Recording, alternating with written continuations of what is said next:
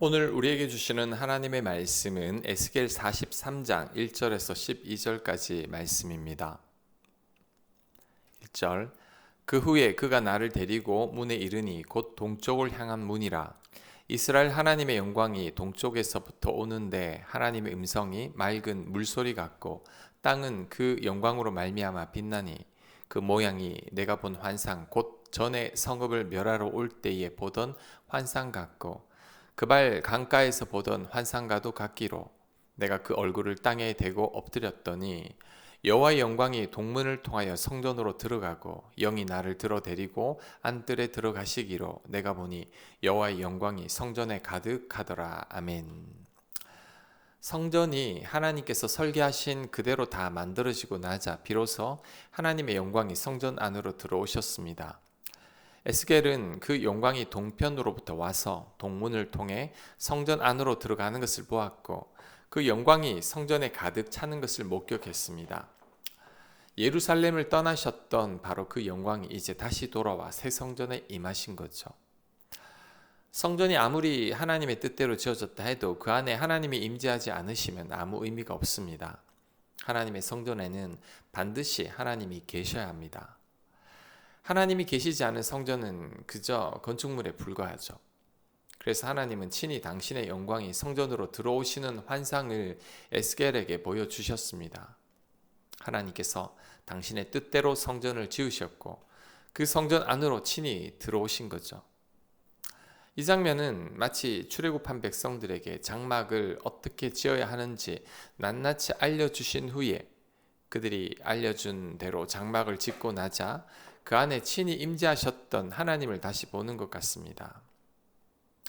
오늘 본문을 통해 우리가 깨달아야 할 것은 인간의 힘으로는 하나님을 모실 수 없다는 사실입니다. 하나님 임재 또한 전적으로 하나님의 일방적인 은혜죠. 인간의 죄로 무너졌던 성전을 하나님께서 당신의 뜻대로 다시 지으셨고 거기에 친히 임재하셨습니다. 이것은 우리의 의와 노력의 결과가 아니라 처음부터 끝까지 다 하나님의 은혜였죠. 특별히 눈에 들어오는 것은 5절입니다. 5절 끝에 보면 여호와의 영광이 성전에 가득하더라 했습니다. 자, 이 말씀을 대하면서 우리의 모습을 돌아봐야 합니다. 우리도 이렇게 되어야 합니다. 우리가 곧 하나님의 성전이죠. 우리 안에 하나님의 영광이 가득해야 합니다. 다른 말로 하면 우리가 성령 충만해야 합니다. 그렇다면 이렇게 되기 위해서 우리가 먼저 해야 할 일은 뭘까요? 먼저 하나님의 뜻대로 성전이 지어져야 합니다. 하나님의 뜻대로, 하나님의 계획대로 한 채 오차도 없이 성전이 다 지어진 후에야 하나님의 영광이 임했습니다.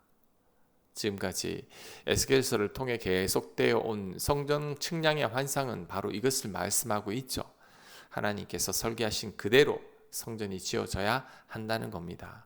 그 후에야 비로소 하나님의 영광이 가득했죠. 우리도 마찬가지입니다. 우리 안에 하나님의 영광이 가득하려면 그리고 성령이 충만하려면 먼저 우리가 하나님의 뜻대로 하나님의 말씀대로 살아야 합니다. 철저히 순종하는 삶을 살아야 합니다. 세상과 구별된 거룩한 삶을 살아야 합니다. 그럴 때 우리 안에 하나님의 영광이 충만해지죠. 성령 또한 충만해집니다. 교회도 마찬가지입니다. 교회 안에 하나님의 영이 충만하려면 하나님이 기뻐하시는 교회가 되어야 합니다. 교회가 하나님 말씀에 순종하고 성도들이 거룩하고 구별된 삶을 살아야 합니다. 누구든지 차별받지 않고 서로 사랑하며 선한 일을 하고 복음을 전하는 교회가 되어야 합니다.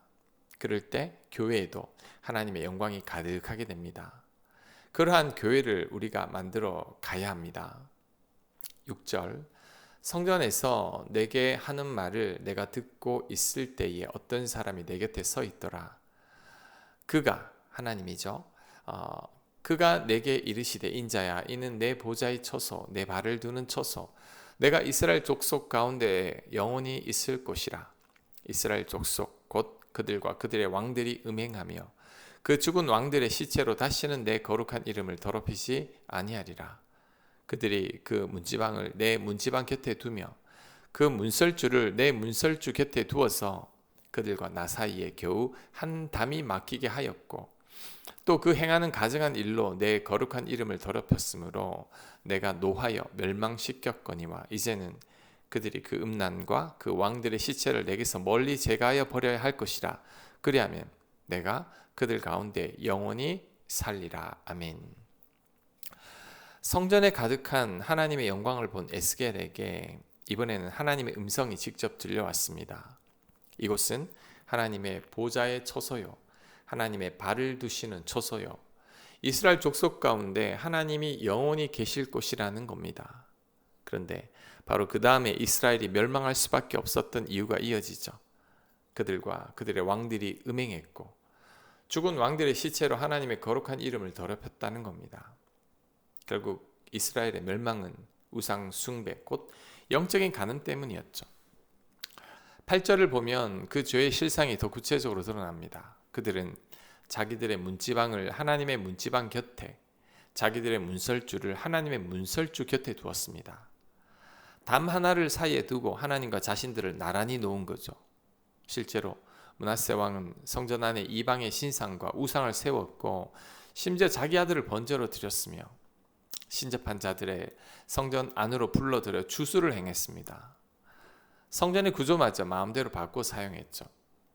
하나님의 처소를 사람이 함부로 침범하고 바꾼 거죠. 그로 인해 하나님은 노하셨고 결국 그들은 멸망한 겁니다. 자, 그런데 9절에서 하나님은 새로운 약속을 주시죠. 이제 그 음란한 왕들의 시체를 하나님에게서 멀리 제거하면 하나님이 그들 가운데 영원히 거주하시겠다는 겁니다. 우리가 일평생 하나님과 함께하는 비결이 바로 여기에 있습니다. 하나님 뜻대로 살아가는 거죠. 하나님 말씀대로 살고 하나님 말씀에 순종하는 겁니다. 그럴 때 하나님은 우리와 항상 함께 하신다고 약속하셨습니다. 결국 하나님과의 동행은 우리의 순종에 달려 있는 거죠. 하나님과 동행하기를 원한다면, 일평생 나와 함께 하시는 하나님을 느끼길 원한다면 말씀에 순종해야 합니다. 그럴 때 함께 하시는 하나님을 느끼게 될 것입니다. 10절, 인자야 너는 이 성전을 이스라엘 족속에게 보여서 그들이 자기의 죄악을 부끄러워하고 그 형상을 측량하게 하라.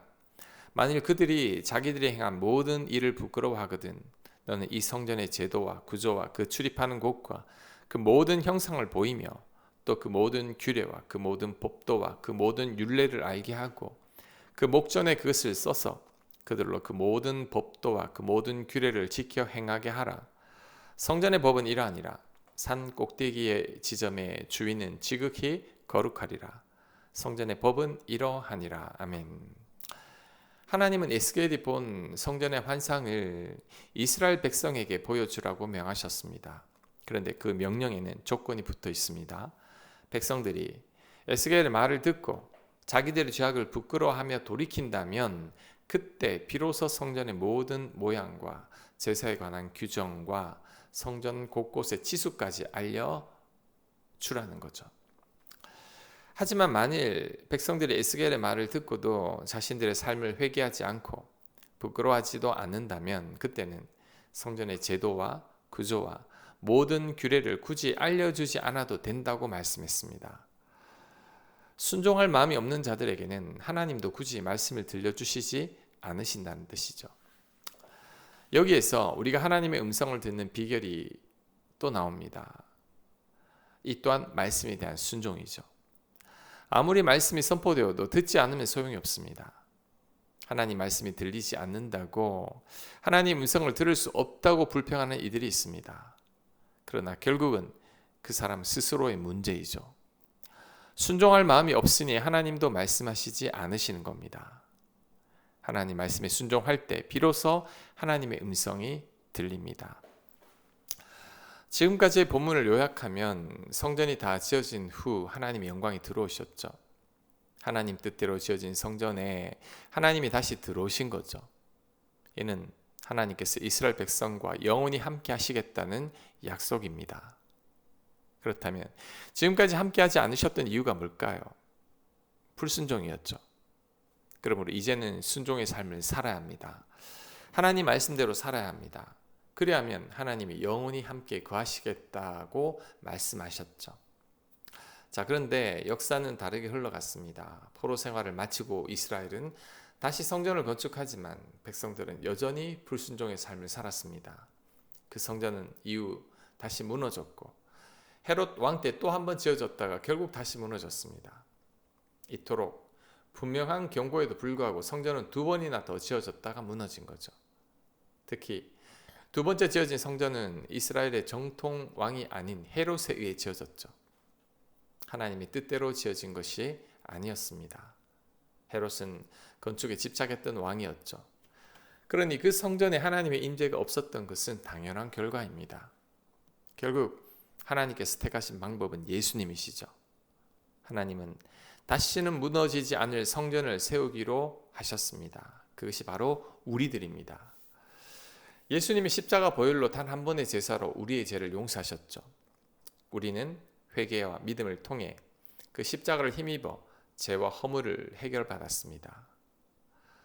번거로운 성전 제사가 아니라 십자가 보혈로 모든 것이 이루어졌죠.